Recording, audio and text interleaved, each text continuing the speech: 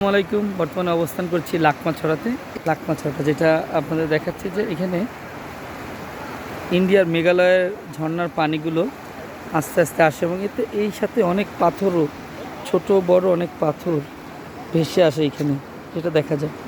এবং এই পানিটা আসে বাংলাদেশ সীমান্তে আসে এবং সাইডে ইন্ডিয়ার কাঁটাতারের, যেটা এমন বোঝা যাচ্ছে যে বেড়াটা দেওয়া আছে। মেঘালয় একটু বৃষ্টি বেশি হলে এই জায়গাটা বেশি পানিতে পরিপূর্ণ থাকে এবং ভালো লাগে। যতই পানি বাড়বে ততই সুন্দর হবে এবং এইখানে আপনি ক্যামেরাম্যানও পাওয়া যায়। সব মিলে জায়গাটা সুন্দর, ট্যুরিস্ট ফ্রেন্ডলি।